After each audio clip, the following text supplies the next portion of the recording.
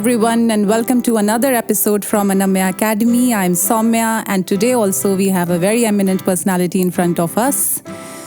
अगर आप खाने के शौकीन हैं तो आपने ज़रूर सुना होगा माशी बिरयानी, कुडुक चिकन जैसे नाम ये सिर्फ इंडिया ही नहीं वर्ल्ड फेमस हैं, जैसे कि लंदन, दुबई, कतर, लखनऊ।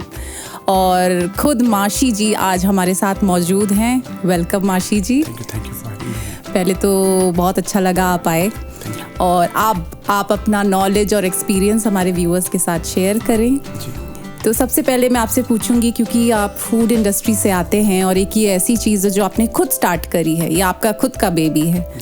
तो बहुत सारे ऐसे यंगस्टर्स हैं जो कैफ़ेज़ और रेस्टोरेंट की तरफ बहुत आकर्षित होते हैं, उन्हें ये बहुत अच्छा करियर ऑप्शन लगता है, जो है भी, क्योंकि लोग पहले से ज़्यादा बाहर जाना भी पसंद करते हैं, खाना भी पसंद करते हैं और ऑर्डर भी करते हैं। तो food business it's a very popular thing.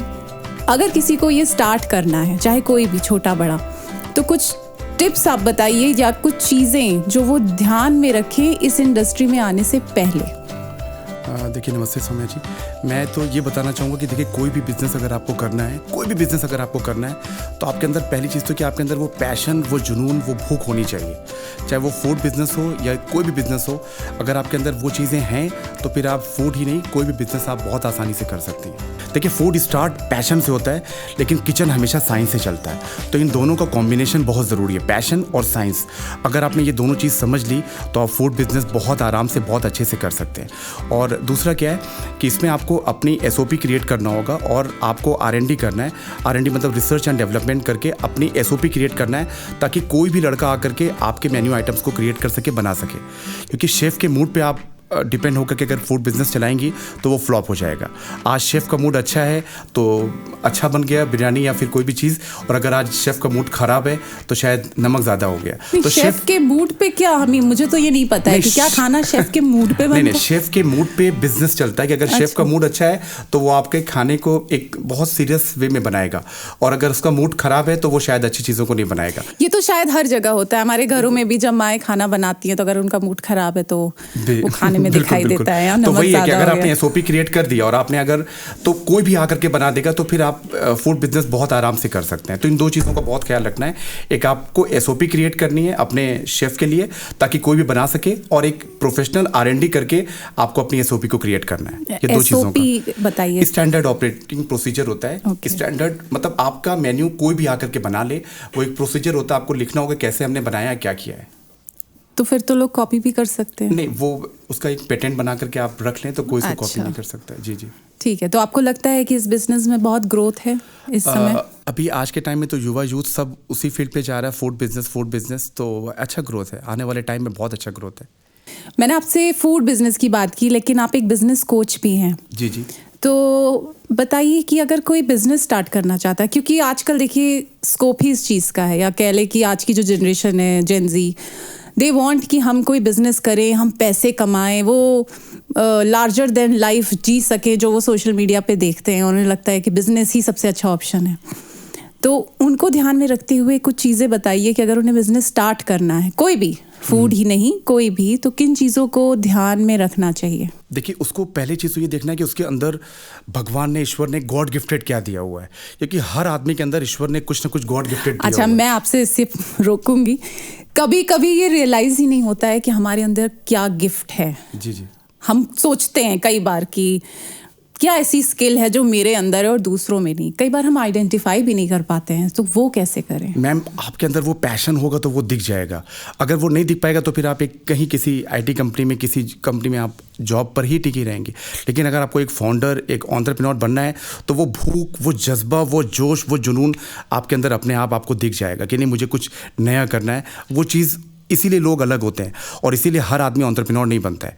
तो वो चीज़ें, आपके पैशन, आपका जोश जुनून अगर आपके अंदर है, तभी आप वो चीज़ कर पाएंगे। और अगर आप करना चाहती हैं तो आपको वो चीज़ें डेवलप करनी पड़ेंगी। और कुछ जो टिप्स आप बता रहे थे बिजनेस स्टार्ट करने से पहले, देखिए फूड स्टार्ट पैशन से होता है, लेकिन मैम किचन हमेशा साइंस से चलता है, तो इन दोनों का कॉम्बिनेशन बहुत ज़रूरी है, एक पैशन और दूसरा साइंस। किचन की साइंस क्या? किचन की साइंस का मतलब है कि क्या वेस्टेज कंट्रोल और स्टाफ मैनेजमेंट, कोई वेस्ट तो नहीं कर रहा है, और टेस्ट क्या है, ये सारी क्वालिटीज़ आपके अंदर होनी चाहिए।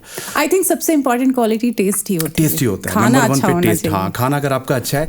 अच्छा, मैं टेस्ट पे आ रहा हूँ कि रेस्टोरेंट अगर आप बना रहे हो या रेस्टोरेंट में अगर आप बिजनेस करना चाह रहे हो, तो आपको इन दो चीज़ों को और ख्याल रखना है। TMS, test marketing service. Number 1 पे आपका हमेशा टेस्ट आएगा, नंबर 2 पे मार्केटिंग, नंबर 3 पे सर्विस, और इसके बाद जो चीज़ें आती है वो आती है QQT, क्वालिटी, क्वांटिटी और टाइम मैनेजमेंट। तो अगर इन 6 चीज़ों का आपने ख्याल रखा, टेस्ट, मार्केटिंग, सर्विस और क्वालिटी, क्वांटिटी और टाइम मैनेजमेंट, तो फूड बिजनेस में आपको कोई फ्लॉप नहीं कर सकता है। और दूसरा, शेफ़ का भी आपको बहुत ख्याल रखना है कि आपको शेफ़ के ऊपर डिपेंड नहीं होना है कि शेफ़ का मूड आज अच्छा है तो बिरयानी अच्छी बन गई, और शेफ़ का मूड आज ख़राब है तो नमक ज़्यादा हो गया। तो ऐसा नहीं होता कि शेफ़ को एक रेसिपी है, वो सेम वही रेसिपी डेली बना रहा है? नहीं, अगर क्या वो चेंज होता है? बिल्कुल, अगर आपके मेन्यू आइटम सेलेक्टेड है कि हमारे पास 25-30 आइटम है, तो आपको उसकी SOP क्रिएट करनी पड़ेगी। SOP मीन्स की स्टैंडर्ड ऑपरेटिंग प्रोसीजर, कि ये इस SOP पे कोई भी आकर के काम कर ले।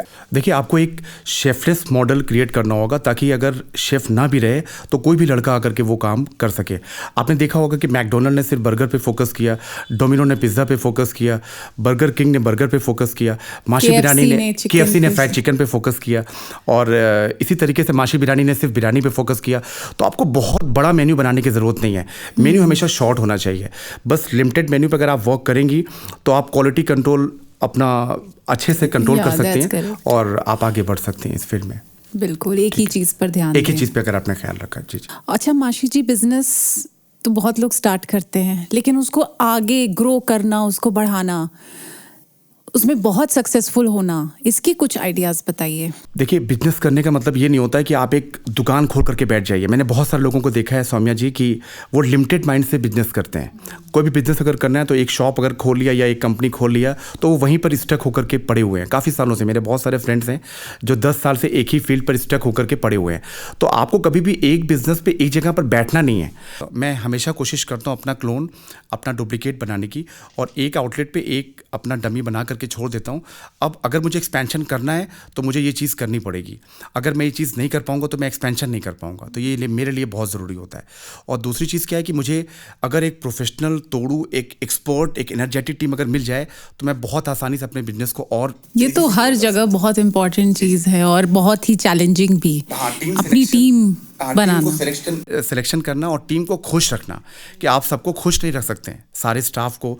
तो ये भी एक सिलेक्शन करना भी एक बहुत इंपॉर्टेंट फेज होता है कि कैसे आप कॉर्पोरेट्स तो देखिए उनका HR इस चीज़ों पे बहुत ध्यान देता है, पर क्या बिजनेस ओनर्स इस चीज़ पे ध्यान देते हैं? ये अपनी एक अच्छा वैलिड पॉइंट है। HR को भी कौन सिलेक्ट कर रहा है? आपका ओनर सिलेक्ट कर रहा है। तो ओनर के अंदर अगर वो क्वालिटी अगर भगवान ने दी है कि किसको कैसे सिलेक्ट कर रहा है, तो वो काम उसके लिए बहुत आसान हो जाता है। अब HR अगर उसके अकॉर्डिंग अगर काम कर रहा है कि कौन टीम उसके लिए कितनी प्रोफेशनली काम कर रही है, तो ये चीज़ बहुत इंपॉर्टेंट है। अगर आपने सही सिलेक्शन किया है तो आप बिजनेस को बहुत आराम से एक ईजिली तरीके से आप ग्रोथ कर सकते हैं। ओके माशी जी, आप स्किल्स पे बहुत ध्यान देते हैं, आपकी बातों में ये बहुत एविडेंट है। बट हमारे एजुकेशन सिस्टम में नॉलेज पे ज़्यादा ध्यान दिया जाता है, नॉलेज ड्रिवन स्कूल्स, कॉलेजेस। तो लाइफ में क्या ये नॉलेज ही आपके काम आएगी? सपोज कोई बिजनेस स्टार्ट कर रहा है और इसने इतनी पढ़ाई कर ली, तो क्या वो काम आएगी या स्किल्स ज़्यादा काम आते हैं? तो अगर स्किल्स ज़्यादा काम आते हैं तो साइमल्टेनियसली स्कूल्स, कॉलेजेस में जब आप यंग हैं तो इन स्किल्स को कैसे इन्हांस कर सकते हैं? देखिए, स्किल्स को इन्हांस कर सकते हैं, लेकिन यहाँ पर भी डिपेंड करता है कि आदमी करना क्या चाहता है। जैसे कोई भी आदमी है तो उसको पता चल जाएगा कि मुझे जा करके एक IT कंपनी में, एक मैनेजमेंट कंपनी में, एक as a sales, as a marketing, एक as a programmer, coder, developer, YouTuber काम करना है, कि मुझे एक बिजनेस में आना है।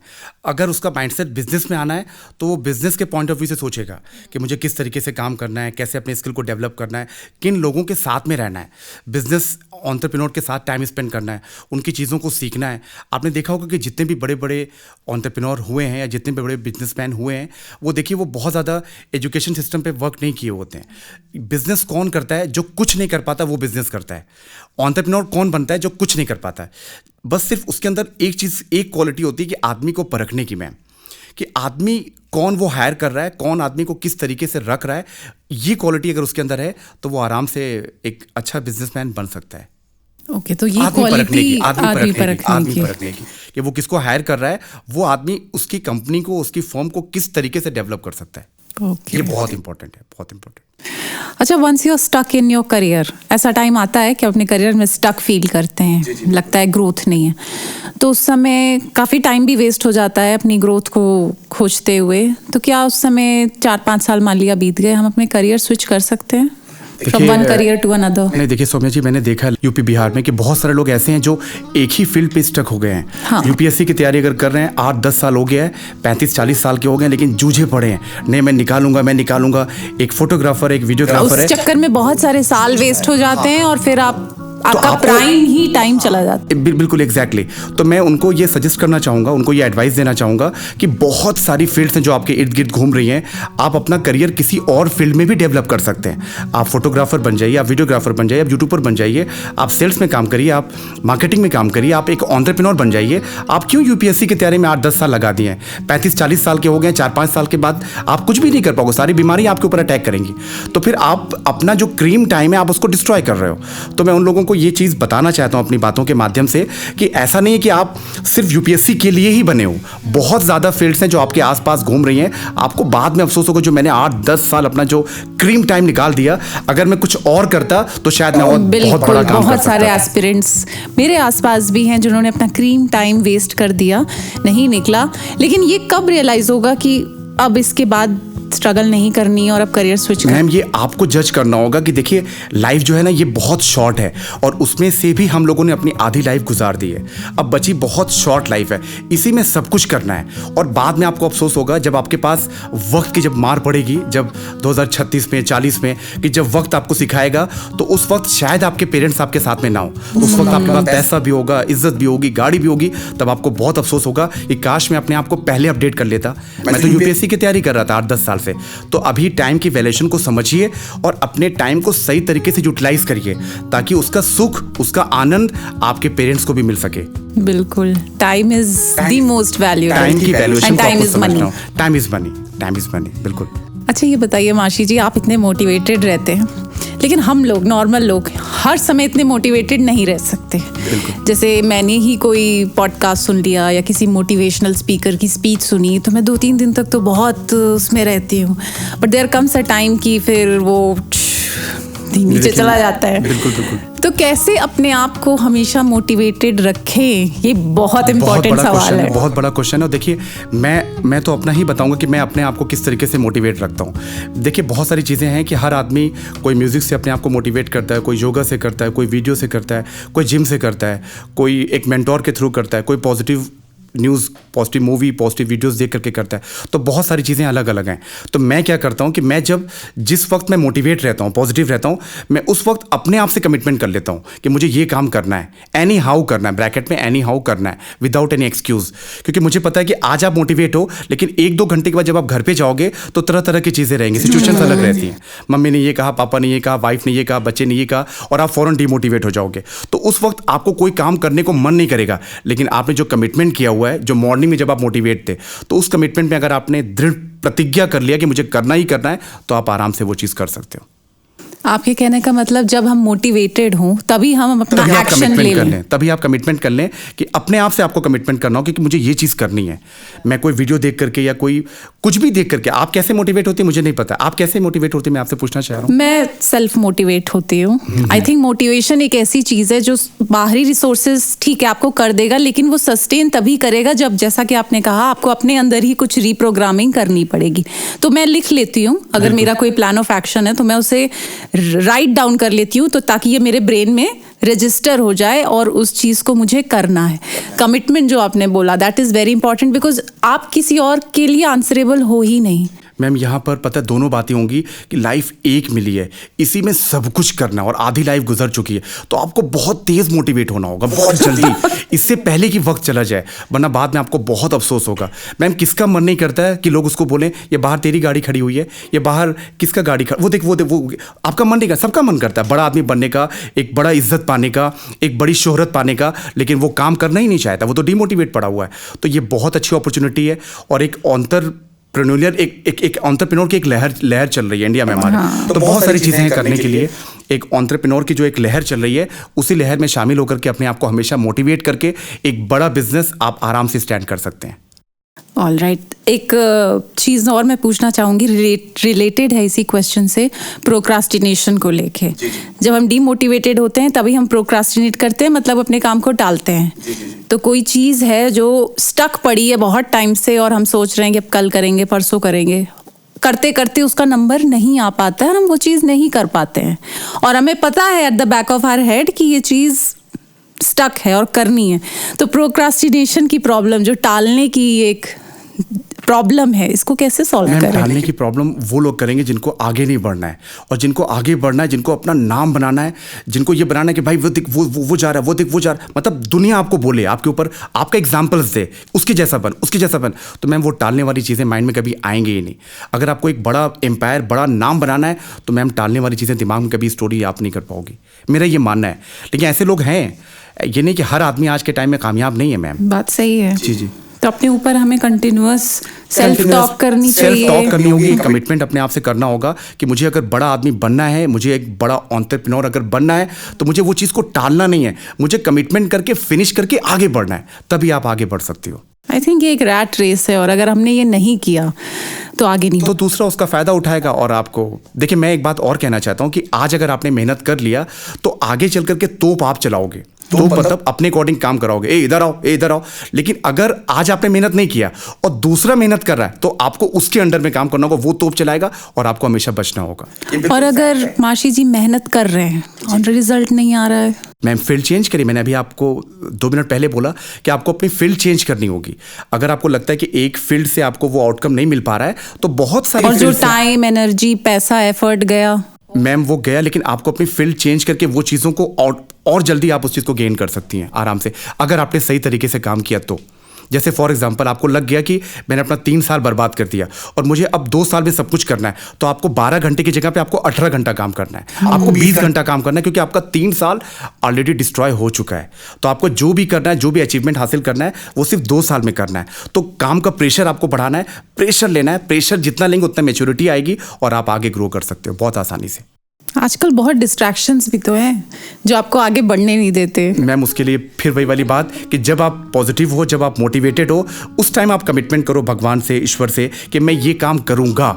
जैसे मैं कैसे करता हूँ, मैंने कोई वीडियो देखा या मैं जिम में गया और मैं बहुत मोटिवेट हूँ यार, तो मैं फ़ौरन ही अपने व्हाट्सएप के मैसेजेस में लिख लूँगा, मुझे ये काम 2 रेस्टोरेंट खोलना है। और मुझे पता है कि मुझे 2 मंथ्स के अंदर 2 रेस्टोरेंट खोलना है एनी हाउ। तो मैं डीमोटिवेट भी अगर हूं, तो मुझे अपनी बात को देख करके मुझे रिमाइंडर याद आ जाएगा कि नहीं यार मुझे करना है, तो मैं उस चीज़ के पीछे वर्क करूंगा और वो चीज़ मैं आराम से विजुलाइज करके मैं वर्क करके आराम से उस चीज़ को इम्प्लीमेंट कर लेता हूँ। तो हर बार वो इम्प्लीमेंट हो जाता है? बिल्कुल आसानी से हो जाता है। आसानी से? हाँ, आसानी से, बिल्कुल आसानी से। बिकॉज वो उसमें आप अपनी मेहनत करते हैं। मुझे पता है कि मैं अगर आज मेहनत नहीं करूंगा तो कल कोई दूसरा फ़ायदा उठाएगा और मुझे उसके अंडर में काम करना होगा। और आज अगर मैंने मेहनत कर लिया तो फिर मैं आगे चल करके तोप चलाऊंगा और मैं अपने अकॉर्डिंग काम करवा सकता हूँ, अपने अकॉर्डिंग। बहुत बहुत बढ़िया। माशी जी, लाइफ में अप्स एंड डाउन्स आते हैं, बिजनेस में भी अप्स एंड डाउन्स आते हैं, हम रिस्क लेते हैं, कभी चलता है कभी नहीं चलता है। So how do we handle this? Mentally अपने आप को कैसे इतना स्ट्रांग रखें? देखिए, लाइफ में किसी भी चीज़ को लेकर के बहुत ज़्यादा आपको टेंशन नहीं लेनी है, क्योंकि कोई भी प्रॉब्लम है वो आज है कल नहीं है। आज आपके साथ में, आज आप सक्सेस हो तो कल आपको फेलियर का सामना भी करना पड़ेगा। अप्स डाउन हमेशा आपके साथ में लगा रहेगा, लेकिन आपको ये मानना होगा कि जो सबसे बड़ा आपका एसेट है वो आपका माइंडसेट है। तो आपको हमेशा पॉजिटिव रहना है, हमेशा एक ग्रोथ माइंडसेट के साथ में रहना है और हमेशा अपने अंदर वो पैशन क्रिएट करना है, वो जोश जुनून के साथ में आपको एक एनर्जेटिक होकर के काम करना है, तो आप इस चीज़ को बहुत आराम से मैनेज कर सकती हैं। मुझे एक एग्जांपल याद आ रहा है कि जैसे आप बिज़नेस कर रहे हो या कुछ भी कर रहे हो, सपोज सेल्स कर रहे हो और आपके घर में लड़ाई हो गई, आपका मूड बहुत ख़राब है, लेकिन जब आप आते हो और अपने क्लाइंट से मिलते हो तो आपको अपने अंदर एक स्विच ऑन कर लेना होता है। जी जी। वो माइंडसेट अपना सेट कर लेना होता है और हर बार इतना हैप्पी, एंथुसियास्टिक और उसी तरह से अपनी सेल्स पिच करनी होती है, चीज़ों को प्रेजेंट करना होता है और ये आपको लगातार करते रहना है। यानी कि आपको अपने अंदर चल रहे इमोशंस जो आपके अंदर हैं वो सामने नहीं आने चाहिए। बिल्कुल बिल्कुल। तो अपने माइंडसेट को इस तरह से प्रोग्राम कर लीजिए कि जो चीज़ जब करनी हो तभी वो आप कर पाए। बिल्कुल करेक्ट, बिल्कुल करेक्ट। देखिए सारा गेम आपका माइंडसेट का ही है। जो आज जितने भी लोग आज के टाइम में सक्सेस हैं, आप देखो कि उनका माइंडसेट हमेशा पॉजिटिव रहता है। तो आपको अपने माइंडसेट को पॉजिटिव कैसे रखना है, ये भी एक कला है। आई थिंक ये स्मॉल हैबिट्स से भी बहुत फर्क पड़ता है, आपकी डेली हैबिट से। जी जी। आप सुबह उठते हो, उस समय क्या करते हो, आप दिन भर कैसे करते हो, क्या खाते हो, कब सोते हो, ये जो स्मॉल डेली हैबिट्स हैं, ये भी आपके माइंडसेट को अच्छा पॉजिटिव रखने में हेल्प करते हैं। छोटे छोटे टारगेट्स आप अचीव करिए। आपने टारगेट रखिए मुझे कल ये 2 काम करने हैं, 3 काम करने हैं, और जब आप वो चीज कर लोगे तो आपका एक पॉजिटिव माइंडसेट आपका खुद क्रिएट होगा कि मैंने ये 2 काम, 3 आपने काम, कोई स्मॉल गोल सेट किया and then you achieved it. तो आपको लगेगा कि मैंने जब ये कर लिया तो मैं वो भी कर सकता हूँ। मैं अपना आपको बताऊं कि मैं जब देखता हूँ कि मैंने अपने अर्लियर टास्क में मैंने क्या क्या चीज़ें की हैं, तो उनको देख करके मैं अपने आप को मोटिवेट होकर के एक पॉजिटिव माइंडसेट क्रिएट करता हूँ कि जब मैंने वो कर लिया तो मैं ये भी कर सकता हूँ। जब मैं 2 रेस्टोरेंट खोल लिया तो मैं 20 भी खोल सकता हूँ, मैं 200 भी खोल सकता हूँ। तो वो एक पॉजिटिव माइंडसेट अपने आप एक क्रिएट हो जाता है। माशी जी, आपसे बात करके इतना मोटिवेटेड फील कर रही हूँ मैं अभी, लेकिन तब भी ध्यान आता है कभी कभी कि क्या क्या प्रॉब्लम्स हैं जिनको कैसे सॉल्व करेंगे। तो कैसे सॉल्व करेंगे? देखिए हम कभी प्रॉब्लम वर्ड्स को नहीं जानते हैं कि प्रॉब्लम वर्ड्स ये एक तरह का नेगेटिव वर्ड है। ये आपके माइंड में एक तरह का नेगेटिव इम्पैक्ट डालता है। हम हमेशा दिक्कत और प्रॉब्लम ये दोनों वर्ड्स की जगह पे यूज़ करते हैं चैलेंज। एक बार आप चैलेंज वर्ड यूज़ करके देखिए। जैसे फॉर एग्जांपल अभी आपके साथ में आज दिन भर में बहुत सारी प्रॉब्लम्स आई होंगी। लाइट चली गई, कैमरामैन आया चला गया, या कोई पॉडकास्ट नहीं हो पाया, या कोई भी चीज़ नहीं हो पाई। तो आप उसकी जगह पे, प्रॉब्लम की जगह पे एक बार आप चैलेंज यूज़ करिए। यार ये एक चैलेंज आ गया, आज कैमरामैन आया, आज पॉडकास्ट नहीं हो पाया, आज वो घर में एक चैलेंज आ गया। तो जब आप चैलेंज वर्ड यूज बोल रही हो तो आपका चैलेंज बोलने से आपकी आधी प्रॉब्लम वहीं पे सॉर्ट आउट हो जा रही है। सॉल्यूशन खोजना स्टार्ट कर देते। आप पॉजिटिव होकर के आपको लगेगा कि वो प्रॉब्लम आपने 50% सॉर्ट आउट कर दिया है वहीं पे। तो बाद में जो बची 50% वो आपको बहुत आसानी से आप उस चीज़ को आप सॉल्व कर सकती हो आराम से। तो हम कभी नेगेटिव वर्ड यूज नहीं करते हैं। प्रॉब्लम, दिक्कत की जगह पर हमेशा चैलेंज वर्ड यूज करते हैं। और चैलेंज वर्ड यूज करने के बाद हमको एक अंदर से एक पॉजिटिव वाइब्स आता है कि हम ये काम बहुत आसानी से कर लेंगे और आसानी से हो जाएगा। जी बिल्कुल। किसी भी बड़े बिजनेस को स्टार्ट करने के पीछे एक छोटा सा आइडिया ही होता है, और हमारे पास तरह तरह के आइडियाज़ हैं। कभी कभी आते हैं जैसे शार में, या कभी फ्लाइट में बैठे हैं रैंडम टाइम पे, और बहुत अच्छे आइडिया होते हैं, बट देन उनको एग्जीक्यूट करना, उनको इम्प्लीमेंट करना, ये एक अपने में चैलेंज है। वो आइडिया आता है और चला जाता है, ख़त्म। तो मेरा क्वेश्चन आपसे यही है कि कैसे इसको एग्जीक्यूट करें, इतनी अंदर से ये एनर्जी, मोटिवेशन कैसे लाएं? मैम मैं आपको एक फैक्ट बताऊं कि at the end of the day एक बिज़नेस को सक्सीड करने के लिए आइडियाज़ से ज़्यादा इम्पॉर्टेंट आपका इम्प्लीमेंटेशन होता है कि आप कैसे उस आइडियाज़ को इम्प्लीमेंट कर रहे हैं। आइडियाज़ तो सबके पास है, लेकिन उस चीज़ को प्रॉपर कोई एग्जीक्यूट नहीं कर पा रहा है, कोई इम्प्लीमेंट करके आगे नहीं बढ़ पा रहा है।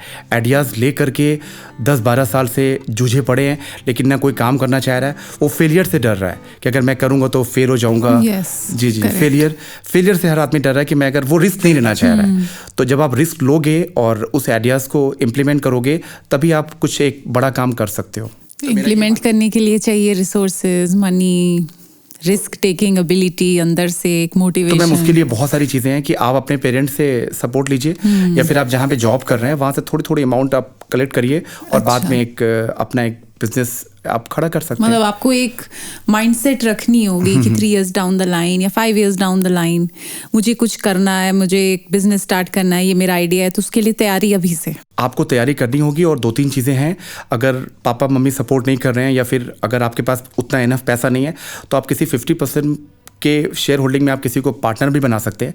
और उसके साथ में कि आपके आइडियाज़ रहेगा, आपने बोला ना सर आइडियाज़ वाला, तो आपके आइडियाज़ रहेंगे और उसका पैसा लगेगा, वो फंड वो रेज करेगा, और दोनों मिल करके काम कर सकते हैं और एक फर्म को डेवलप कर सकते हैं बहुत आसानी से। Okay, very nice.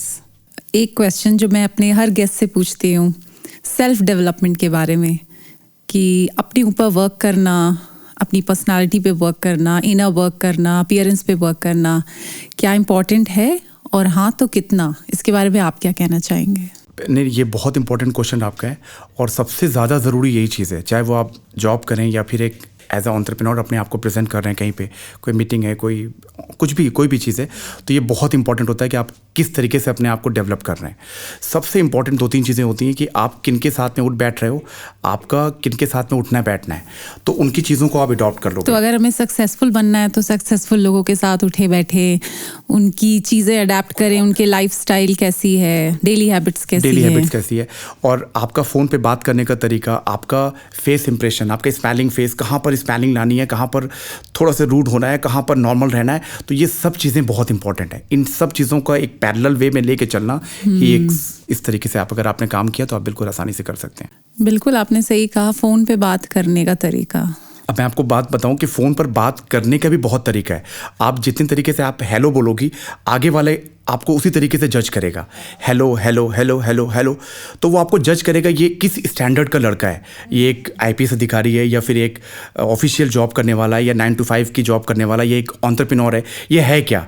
वो आपकी हेलो बोलने की स्टाइल से ही आपको जज कर लेगा और आपको पता भी नहीं चलेगा, लेकिन वो आपको जज कर चुका है कि आप किस स्टैंडर्ड, आपका ओवरऑल आपका मतलब किस स्टैंडर्ड में आप रह रही हो, क्या है, वो आपको जज कर चुका है। ये बहुत अंडररेटेड बात कही आपने और बहुत इम्पोर्टेंट है, क्योंकि आपको लोग जज कर रहे होते हैं और आपको पता भी नहीं चलता है। मतलब आप उनसे मिले नहीं हो, आप उनसे बात नहीं की हो, सामने नहीं आए हो, सिर्फ आपके हेलो से ही, आपके बात करने के तरीके से ही वो एक इम्प्रेशन बना रहे हैं। मैंने देखा है, मेरे भी कुछ एम्प्लॉयज़ हैं, तो मैं उनको ट्रेन करता हूँ कि कस्टमर से कैसे बात करना है, एक फूड इंस्पेक्टर से कैसे बात करना है, एक नगर निगम वाले से कैसे बात करना है, एक पुलिस वाले से कैसे बात करना है, एक अगर बड़ा अधिकारी तो उससे कैसे बात करना है, क्योंकि वो आपको जज सिर्फ आपके हेलो से ही कर रहा है। आप जब क्योंकि पहले तो आप जा नहीं रहे हो ना, आपका तो हेलो जा रहा है, आपके फ़ोन करने पर आपकी बात उसके पास पहले जा रही है, क्योंकि फ़ोन पे तो वो आपको देख नहीं रहा है। तो हेलो बोलने की स्टाइल बहुत इंपॉर्टेंट है कि आप हेलो किस तरीके का बोल रहे हो और आगे वाला आपको उस तरीके से जज करेगा। बिल्कुल, बहुत ही इंसाइटफुल बात बताई है आपने। चलिए माशी जी, बहुत अच्छा लगा, आपने बहुत अच्छे एक्सपीरियंसेस शेयर किए, वैल्यूएबल इंसाइट्स दी, करियर को लेके, ग्रोथ को लेके, एंटरप्रेन्योरशिप को लेके, फूड इंडस्ट्री को लेके, मोटिवेशन को लेके। आई एम श्योर हमारे व्यूअर्स को बहुत कुछ सीखने को मिला होगा। बस जाते जाते कुछ और बोलना चाहें तो प्लीज़ बोल दीजिए, क्योंकि आपको सुनने में बहुत मज़ा आ रहा है। मैं बस यही बोलना चाहता हूँ कि जो एक एंटरप्रेन्योर की एक जो लहर चल रही है पूरे भारत में, ये बहुत अच्छा टाइम है कुछ करने के लिए, और बहुत बड़ा गैप है, बहुत सारी फील्ड्स हैं जो आपके इर्द गिर्द आपके आसपास घूम रही हैं, लेकिन आप उसको देख नहीं पा रही हो। आप क्या कि मतलब वो जॉब पे ही अपने आप को फिट कर लिया है कि मैं 9 to 6 जॉब करूँगी, लिमिटेड माइंड, ग्रोथ माइंडसेट किसी का है ही नहीं। तो ये बहुत अच्छी अपॉर्चुनिटी है और कुछ करके दिखाइए, और बेस्ट करने का ये सबसे अच्छा टाइम है। थैंक यू सो मच माशी जी, और फिर से एक बार मुलाकात होगी। बिल्कुल बिल्कुल, नमस्ते, thank you so much. Thank you everyone for watching this wonderful episode from Anamya Academy. I'm Soumya, signing off.